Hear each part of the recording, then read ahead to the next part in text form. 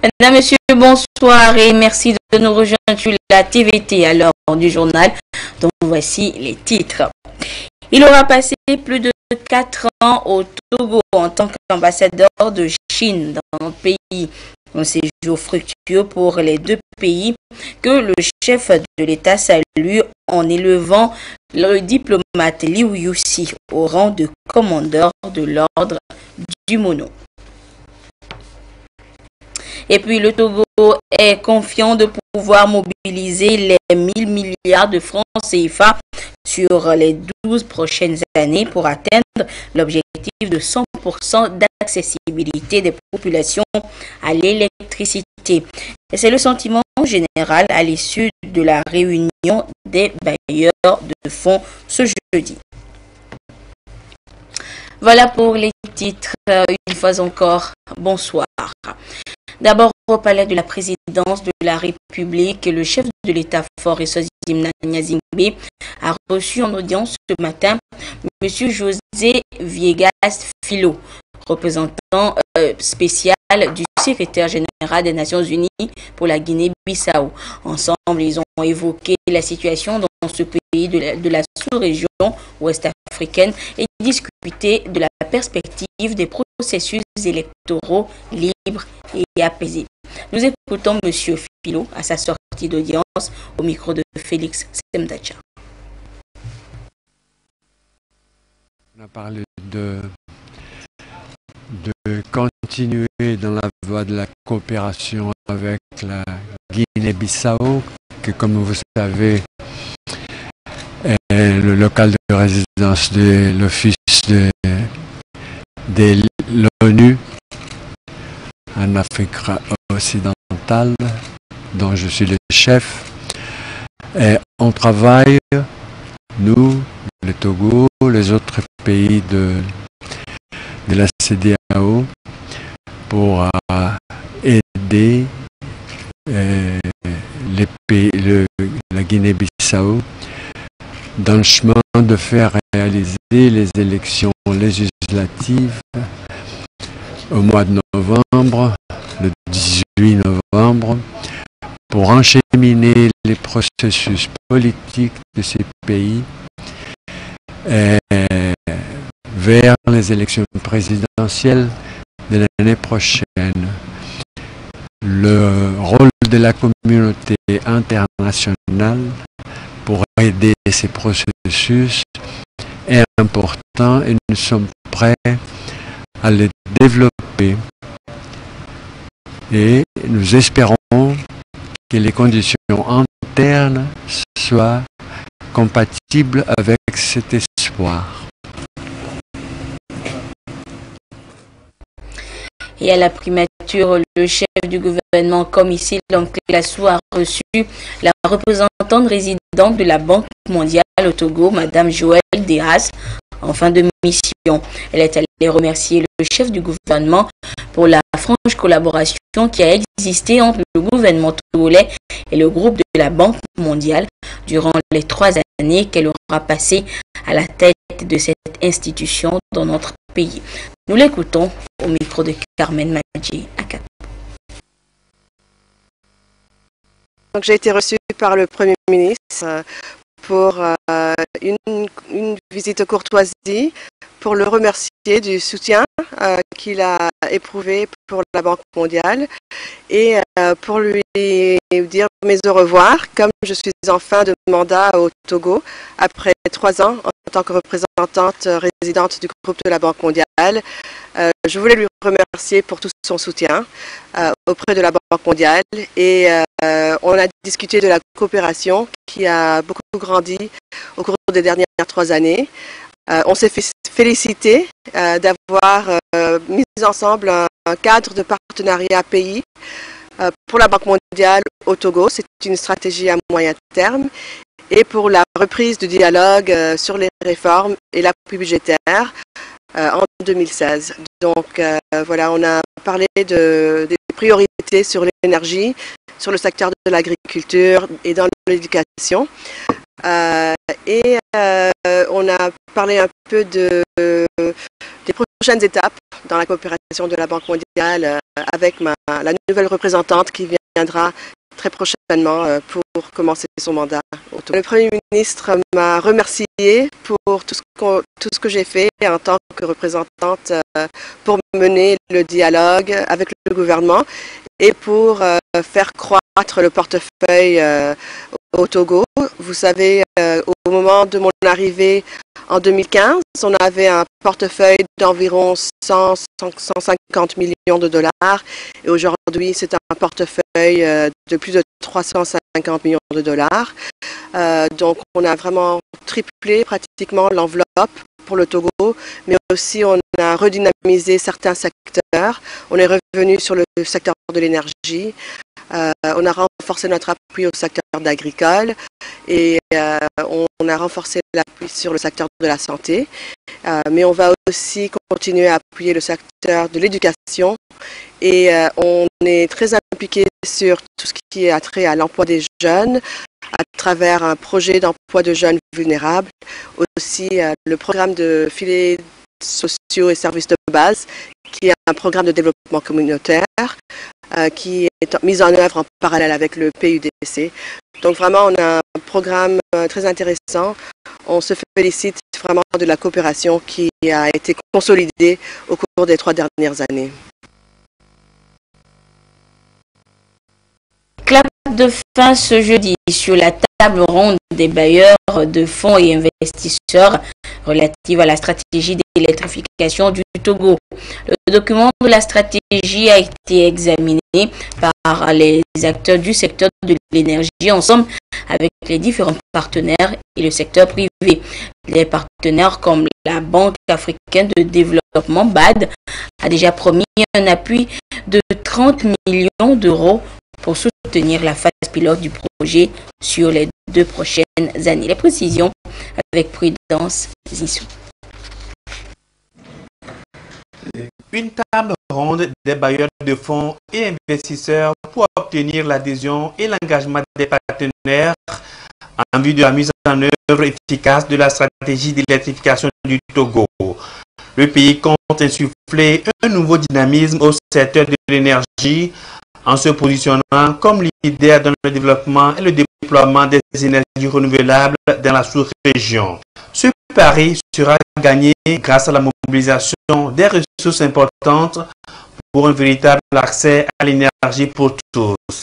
1000 milliards seront donc nécessaires pour électrifier 500 000 ménages par kit solaire avec la construction de 300 mini-grids solaires et connecter 1000 nouvelles localités au réseau électrique. À cela s'ajoute l'augmentation de la production nationale d'énergie à 100 MW.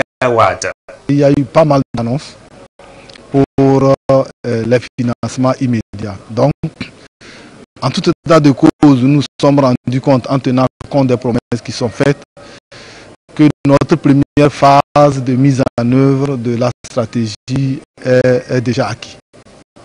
Parce que nous avons 3 phases. Il y a la première phase de 2018-2020, où nous voulons arriver à 50% du taux d'électrification. La deuxième phase, 2020-2025, nous allons arriver à 75% du taux d'électrification. Et la dernière phase, 2025-2030, à 100%. Donc, pour la première phase, je suis heureux de constater qu'en regardant les promesses qui sont faites, nous pouvons mettre en œuvre cette première phase sans difficulté. L'expérience de Bibos dans l'exécution du projet présidentiel CISO a été partagée lors des panels. En 6 mois, 2700 bénéficiaires de kits solaires individuels. Le défi est d'atteindre 100% du taux d'accès à l'électricité au Togo d'ici à 2030. Et la voie pour y arriver est déjà balisée. Nous avions enregistré les premiers résultats de cette rencontre avec l'annonce de la disponibilité financière et de la promesse de mobilisation des ressources additionnelles par la BAD pour financer la mise en œuvre de la stratégie d'électrification au Togo. Quant à la voix spéciale du président français, Mme Ségolène Royal, elle a réaffirmé son engagement à soutenir le Togo dans cette belle aventure. Elle se propose d'être la porte-parole du Togo auprès des institutions françaises et de l'Alliance solaire internationale pour la pérennité du projet. Nous avions également eu une grande satisfaction au cours des panels et des huis clos où des promesses concrètes ont été faites. Au-delà de l'assouvissement des résultats escomptés par le Togo et des mesures d'accompagnement qui en suivront et votre expertise dans la mobilisation des ressources financières que l'apport de la technologie et du savoir-faire, j'avoue que le Togo a bénéficié de la maturité des uns et des autres à travers des échanges très enrichissants et comme le souligne ce précepte, de l'expérience des autres, on apprend. Oui, le Togo a appris, beaucoup appris d'ailleurs. Pour offrir des garanties et inciter les investisseurs à accompagner le projet, le gouvernement a élaboré un cadre juridique pour faciliter la production, le transport, la distribution et la commercialisation de l'électricité produite à partir du solaire. L'adoption du texte est prévue dans les prochains jours par les députés à l'Assemblée nationale. Et à l'issue des 2 jours d'échange et d'apport sur la stratégie d'électrification de notre pays, les bailleurs de fonds et les acteurs intervenants dans le secteur de l'énergie se sont prononcés sur cette nouvelle stratégie et les méthodes qu'elle propose pour l'atteinte de l'électrification du Togo d'ici à 2030 avec un taux de 100%. Nous les écoutons au micro de Luc Assis. Je suis content d'avoir participé dans cet atelier de l'électrification du Togo. On a vu que le gouvernement a vraiment développé un programme très ambitieux, mais qui pourrait être réaliste si tout le monde peut apporter ses appuis au niveau technique, au niveau financier. Il y a un besoin de secteur privé de pouvoir aussi participer dans cette stratégie pour donner l'accès au réseau de la population. Mais il y a aussi un grand travail à faire pour être dans le réseau et dans tous les territoires nationaux. Et nous, en tant qu'Banque mondiale, on est à côté du gouvernement pour pouvoir l'appuyer dans toutes ces ambitions. L'initiative CISO présidentielle est vraiment une intervention unique par rapport aux autres pays africains, où vraiment le gouvernement a pu appuyer le secteur privé à se déployer. Et à mon avis, c'est une approche qu'il faut déployer en échelle. Parce que vraiment, ils ont démontré que le privé peut intervenir au pays sans besoin de beaucoup d'appui financier, mais plutôt de facilitation pour l'installation. C'est une approche qui a montré ses résultats ces premiers 6 mois et il faut vraiment le pousser pour le déployer au niveau national. Cette stratégie va vraiment dans le sens du développement que l'on attend aujourd'hui dans les pays, sachant qu'en effet, le microgrid et les solar home systems vont être l'avenir. On ne va plus avoir ces systèmes centralisés. Donc on pense que le Togo aujourd'hui, avec toutes ces facilitations et tout ce cadre réglementaire qui est en train d'être mis en place, est dans la bonne voie. Nous aujourd'hui, on est très intéressés par accompagner tous les autres acteurs qu'on a rencontrés ici et on fera de notre mieux pour accompagner cette politique qui est très en voie. Pour la coopération allemande, cet appui est clairement défini. Nous jouons un rôle d'assistance technique, d'appui conseil et plus directement, nous allons appuyer institutionnellement la nouvelle agence togolaise d'électrification rurale et des énergies renouvelables dans sa fonctionnalité, dans son organisation, des structures du ministère des Mines et de l'Énergie aussi dans le même sens et surtout d'améliorer le cadre réglementaire, des conditions cadres permettant en fait la mise en œuvre de la stratégie. Je suis assez satisfaite de la stratégie puisque le gouvernement a pris soin d'intégrer les éléments de formation nécessaires pour pouvoir porter la stratégie ambitieuse du gouvernement, puisque moi je pense qu'il faut effectivement investir dans les infrastructures, mais il faut aussi et surtout peut-être même investir dans le capital humain. Et la jeunesse, c'est un capital humain dans lequel le gouvernement a fait le choix d'investir, donc je suis particulièrement satisfaite. Je travaille donc pour des fonds d'investissement internationaux qui souhaitent s'implanter en Afrique. Et donc, au regard de la clarté de la stratégie qui a été établie par le gouvernement, je serais particulièrement heureuse d'aller dire justement à l'extérieur, à tous ces investisseurs, attention, voilà, le Togo est une terre d'opportunités pour vous également. Il faut s'intéresser un peu plus à ce pays.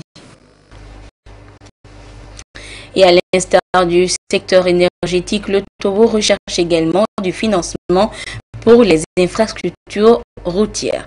Notre pays s'est engagé à moderniser son réseau routier sur toute l'étendue du territoire. Et depuis ce matin, des données sont présentées en vue de l'élaboration du projet budget programme pour l'entretien routier durant l'année 2019. Dédé Koussao et Nathalie Panegui nous en disent plus. Il est question de faire le compte-rendu des opérations de collecte des données routières. Elles ont été effectuées entre le 9 et le 23 avril par les équipes techniques du ministère des Infrastructures. L'exercice a touché toutes les régions administratives et économiques du Togo et a couvert 3613 km sur les 11 800 km de route que compte le réseau routier national. Nous avons réuni tous les acteurs impliqués dans la réalisation des activités d'entretien routier pour que ceux-ci puissent examiner la situation, l'analyser et faire des ajustements et un arbitrage pour aboutir au calage du programme d'entretien routier en fonction des ressources disponibles qui sont de 15 milliards de francs CFA. Ces opérations de collecte ont donc permis de connaître l'état actuel des routes au Togo, de contrôler et d'évaluer l'efficacité de l'entretien routier. En recette prévisionnelle pour 2019, la Société autonome de financement de l'entretien routier SAFER annonce en besoin 30 milliards 260 millions de francs CFA, dont 400 millions de francs CFA pour réparer les routes endommagées lors des récentes manifestations politiques. Le besoin devrait couvrir, c'est les 30 milliards. Mais ce que nous avons comme source de mobilisation, on a deux traditionnellement et nous comptons plutôt réussir à mobiliser 15 milliards. Ça veut dire que nous allons couvrir les besoins à hauteur de 50%. C'est également une avancée parce qu'avant c'était à peine 30 milliards, mais avec les efforts du gouvernement, aujourd'hui nous avons fait beaucoup de progrès dans la couverture des besoins réels. Améliorer et moderniser le secteur routier de Lomé à 5 ans, telle est l'ambition du gouvernement à travers toutes ces structures chargées de réaliser les travaux routiers. Les services techniques se retrouvent pour dépouiller ces résultats de relevé des données routières. Et maintenant, pour chaque région, chaque préfecture, on établit des priorités. Aujourd'hui, dans le cadre de la mise en œuvre du programme du chef de l'État, dans le cadre de son mandat social, ce sont les pistes rurales qui sont prioritaires. Et la priorité, c'est de faire en sorte que les populations mal desservies ou peu desservies soient servies, desservies, donc en ouvrant les pistes. Là où c'est ouvert et pas bien entretenu, qu'on mette l'accent sur l'entretien pour permettre à ces populations d'avoir accès au marché, aux autres localités. Au terme donc des travaux de cette conférence de programmation, Il sera adopté le projet de budget programme pour le compte de l'année 2019.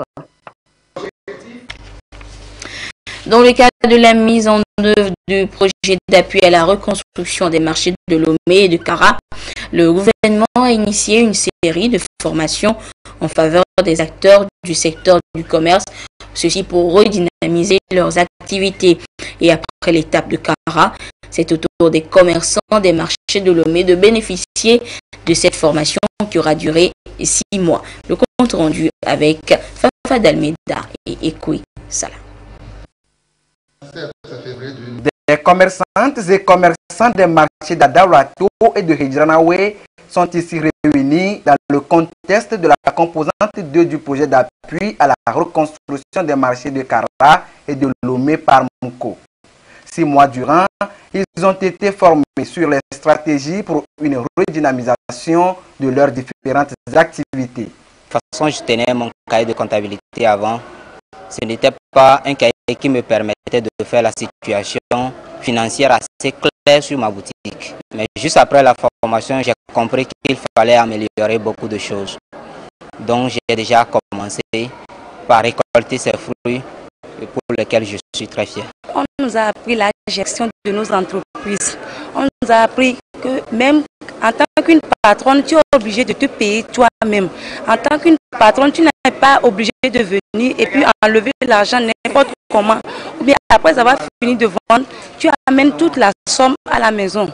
Nous avons été formés avec les 8 modules à la gestion d'entreprise, au marketing, comment surmonter les obstacles, tout ça là.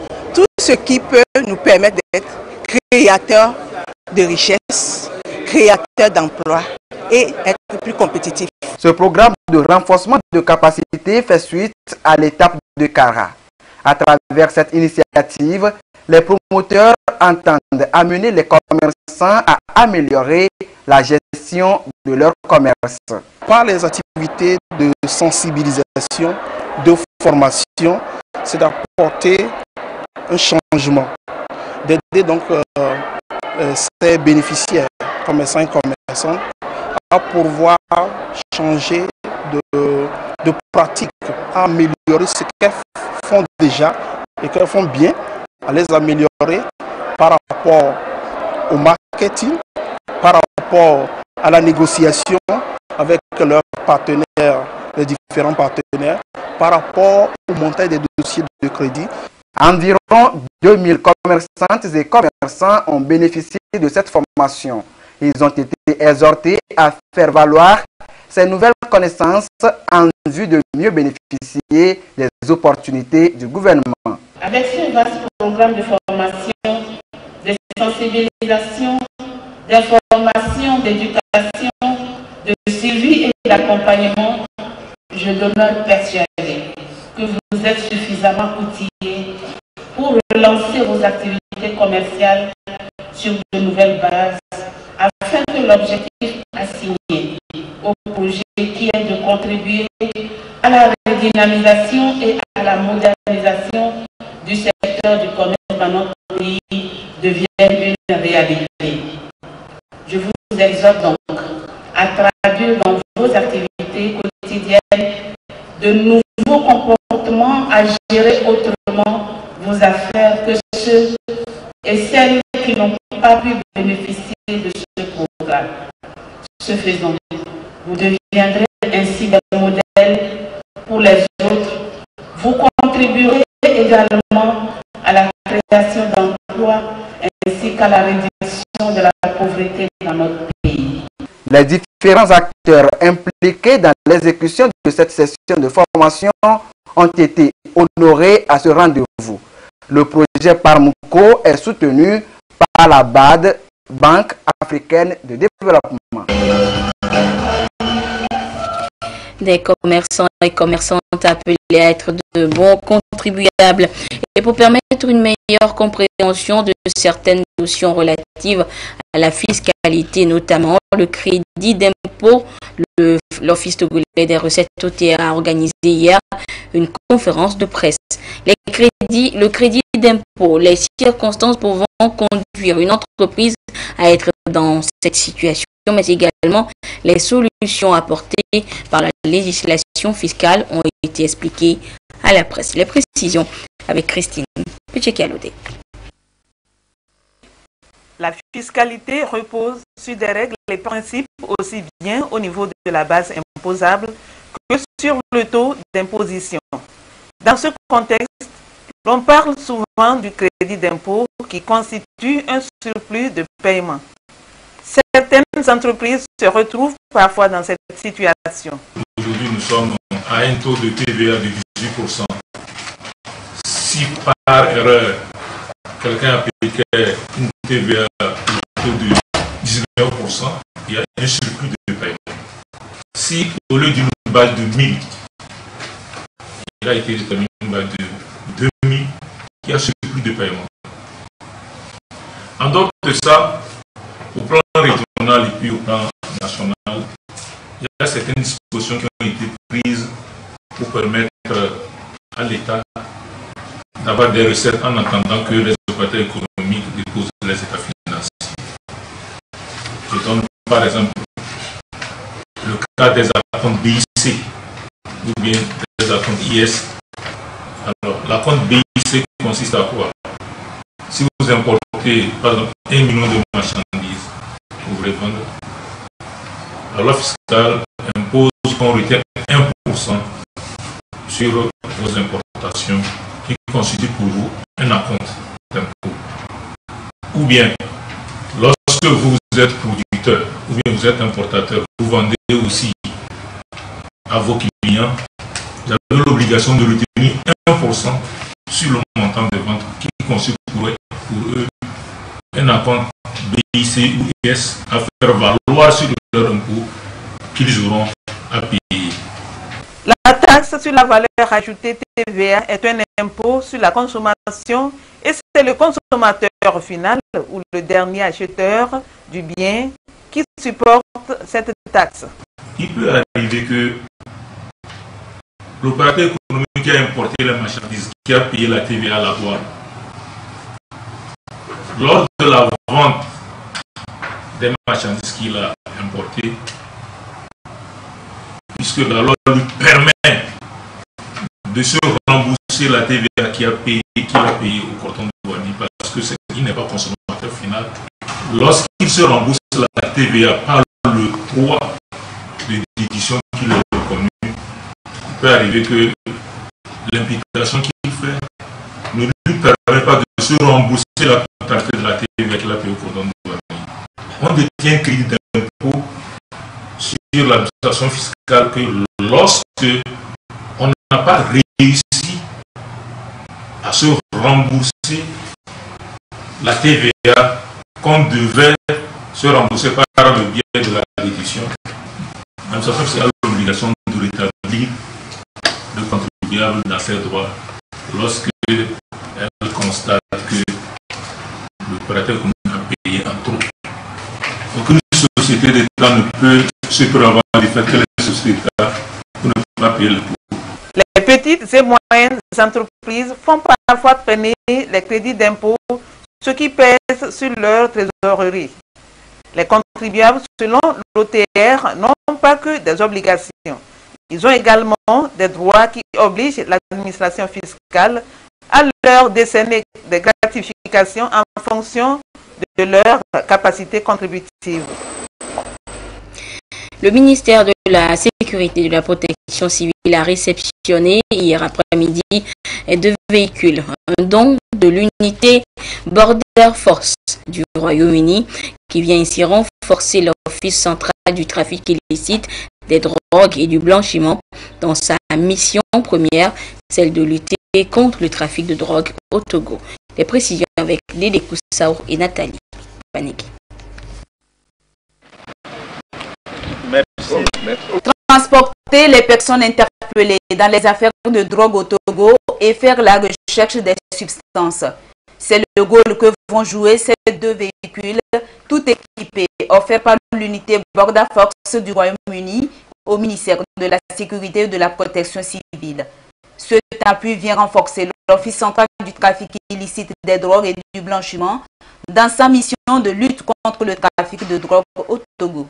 Ils ont des rôles différents. Il y a un qui est beaucoup plus dédié au transport des personnes interpellées dans un environnement sain et sécurisé, permettant à ces personnes interpellées, si éventuellement elles avaient ingurgité, par exemple des boulettes de drogue, donc au cours du trajet de pouvoir déféquer sans très grand risque de perdre leur vie, parce que c'est un risque pour ces personnes-là qui se proposent de transporter la drogue dans leur tube digestif.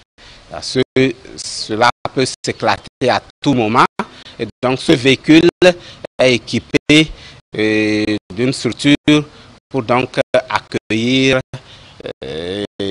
ces drogues dissimulées dans le ventre au cas où elles bougeaient dans le tube digestif du trafiquant. Le deuxième véhicule, lui, il est beaucoup plus dédié aux recherches approfondies de substances cachées, et il permet avec son équipement même de voir dans un environnement peu éclairé ou pas du tout éclairé. Selon Matt Beckingham, chef de la délégation, si les frontières du Togo sont sécurisées, celles du Royaume-Uni le sont aussi. C'est en ces termes qu'il a aussi salué les efforts du Togo dans sa lutte permanente contre les trafics de tout genre. Pour sa part, le ministre Yak Damham a remercié les donateurs pour ce geste qui renforce les liens d'amitié et la coopération sécuritaire entre Londres et Lomé. Et je vous donne maintenant lecture de ce communiqué du parti UNIR. Le mercredi 27 juin 2018, les protagonistes de la situation politique togolaise se sont retrouvés à l'hôtel du 2 février autour des facilitateurs désignés par la CEDEAO. Leurs excellences, le professeur Alpha Condé, président de la République de Guinée, et Nana Akufo-Addo, président de la République du Ghana, dans le cadre du dialogue politique inter-togolais.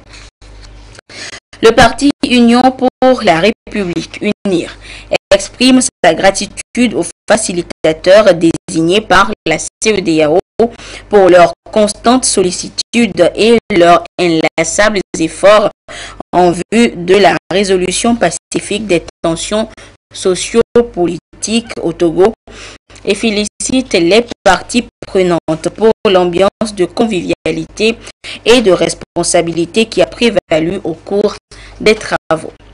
Il se félicite de l'invite des facilitateurs aux protagonistes à s'abstenir de tout acte et de tout agissement susceptible de constituer une menace à la paix et à la stabilité du Togo et de la sous-région, et à poursuivre les concertations pour aboutir à un consensus global. Le parti Union pour la République se réjouit de l'accord des parties prenantes pour la poursuite des activités du Parlement conformément à la Constitution au-delà de l'échéance prévue, et ceci dans le respect des dispositions constitutionnelles, et prend acte de l'impératif réaffirmé d'organiser les élections législatives avant la fin du mois de novembre 2018. Le parti Union pour la République réaffirme sa foi dans le dialogue politique en cours, ainsi que son attachement au respect des normes et principes de la démocratie et de l'État de droit. Les nuisances sonores et leur impact sur la santé humaine sont au cœur d'une séance de sensibilisation initiée par le ministère de l'administration territoriale, de la décentralisation et des collectivités locales. Et c'est une vaste campagne qui est menée ainsi sur l'ensemble du territoire à l'endroit des responsables religieux pour amener à une prise de conscience sur ces comportements qui empêchent le vivre ensemble. Aujourd'hui, c'était l'étape d'Agoué. Le compte rendu avec Clarisse Aticlé. Les responsables des églises, mosquées et couvents sont hautement mobilisés pour cette séance de sensibilisation sur les nuisances sonores et leur impact sur la santé humaine. Les bruits occasionnés par ces lieux de culte, notamment les instruments de musique, les veilles de prière et d'adoration à outrance, ont fait objet de nombreuses plaintes enregistrées au niveau du ministère de l'administration territoriale, de la décentralisation des collectivités locales, qui a initié cette journée de sensibilisation. On n'a pas besoin de faire du bruit pour se faire entendre par Dieu.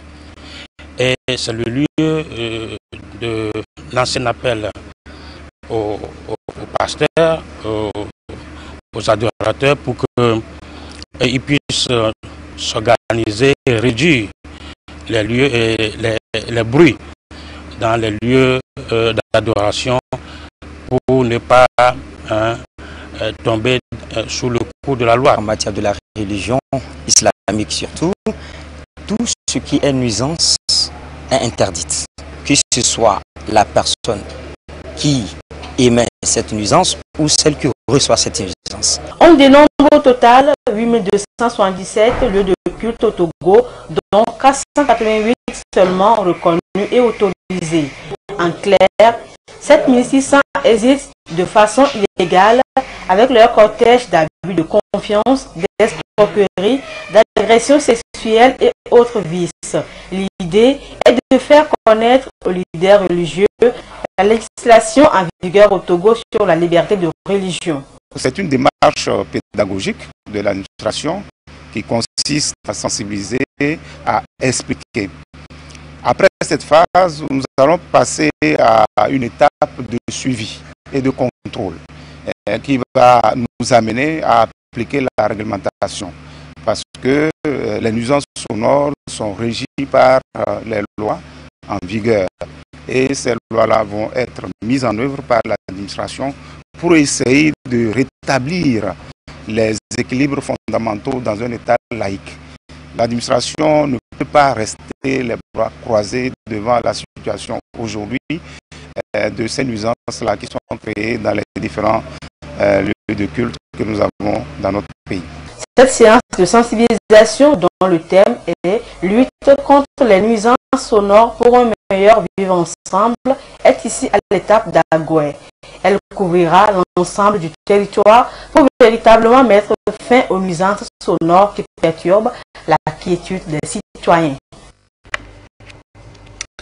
Il faudra retenir également dans l'actualité la tenue ce jeudi de la 9e séance plénière à l'hémicycle, séance consacrée aux questions orales au gouvernement. Et c'est le ministre en charge des infrastructures qui était face aux élus du peuple pour répondre aux interrogations de certains députés et de l'opposition sur l'affaire Bolloré. Nous y reviendrons dans nos prochaines éditions. Il faut également signaler que dans la matinée, une rencontre tripartite a eu lieu toujours au nouveau siège de l'Assemblée nationale entre le gouvernement, les députés et les syndicats d'enseignants. Cette rencontre d'échange sur le mémorandum d'entente signé entre le gouvernement et la corporation des enseignants se poursuit demain. Et je vous donne maintenant lecture de ce communiqué de la RAC. Dans le cadre de ces activités, la Haute Autorité de l'Audiovisuel et de la Communication organise une rencontre d'échange avec les chargés de communication des partis politiques légalement constitués le mardi 3 juillet 2018 à partir de 9 h au siège de l'institution CID à Agbalé-Pédogan. Cette rencontre à laquelle sont conviés les rédacteurs en chef de la télévision togolaise, de Radio Lomé, de Togo Presse et de l'agence togolaise de presse a pour objectif d'échanger sur les modalités pratiques de couverture des activités d'accès équitable des partis politiques aux médias officiels et sur la sécurité des journalistes sur les lieux de manifestation. Dans la perspective des consultations électorales qui vont jalonner l'année 2018, cette rencontre d'échange vise également à la restauration de la confiance afin que tous les Togolais se reconnaissent à travers les programmes et publications des médias de service public. Et nous ouvrons maintenant la page des sports. Nous sommes jeudi, nous retrouvons notre ami de tous les jeudis, Claude Ama. Claude, bonsoir. Bonsoir Anita. Claude, le championnat national de première division saison 2017-2018 s'achève samedi par la 30e journée. Une journée qui déterminera le sort des 16 clubs engagés. Effectivement, Anita, à l'issue de cette 30e et ultime journée, 12 seront maintenus et 4 diront au revoir à la première division. C'est le tableau que nous peint Jean-Kofi Ededji à travers l'avant-papier de la 30e et dernière journée.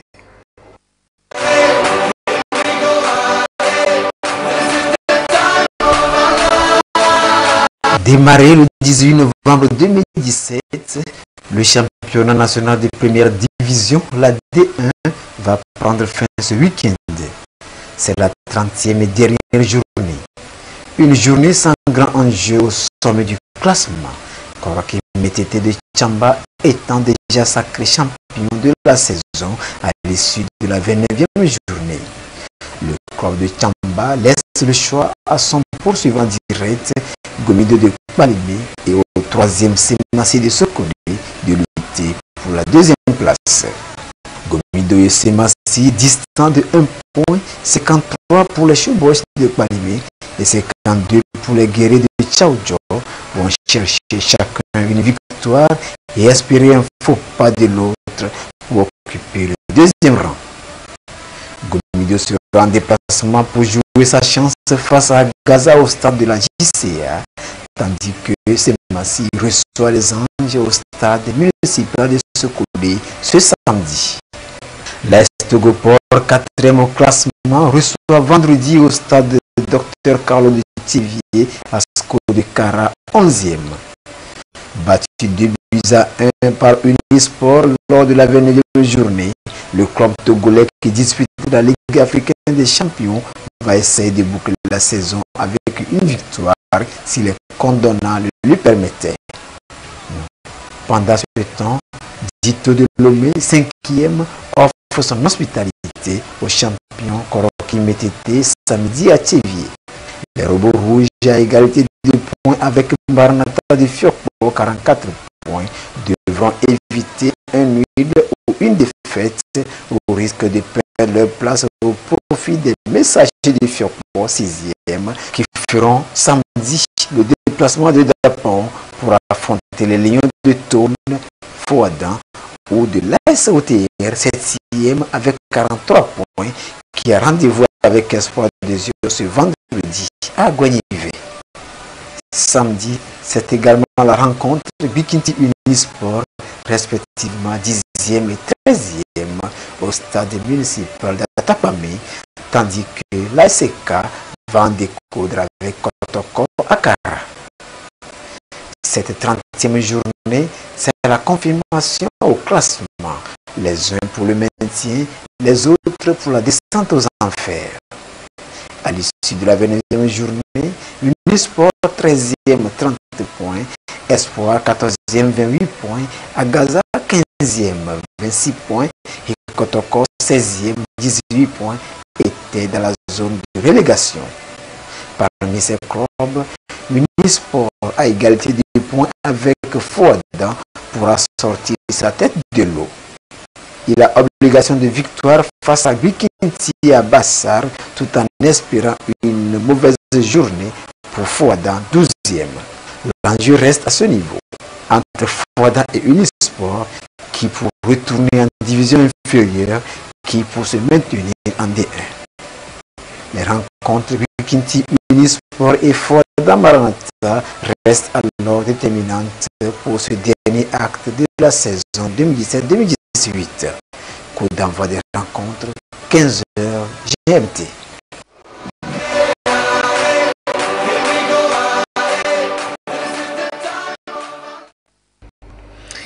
Et Claude, tout le continent africain avait nourri son espoir sur le Sénégal pour une probable qualification au 8e de finale de la Coupe du Monde cet après-midi.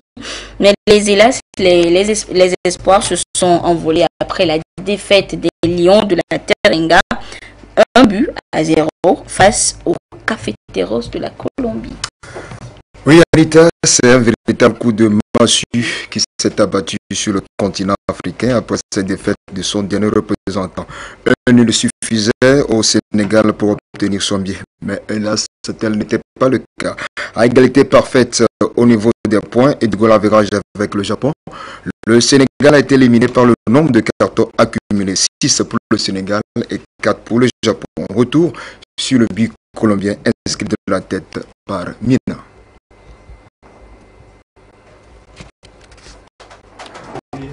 Oui, décidément quelques soucis donc au niveau de la régie. Oui, on n'aura donc pas ce but qui a renvoyé le Sénégal à la maison. Justement. Alors, autre résultat de cette troisième journée des matchs de poule. Dans le groupe H, la Pologne a battu le Japon 1-0.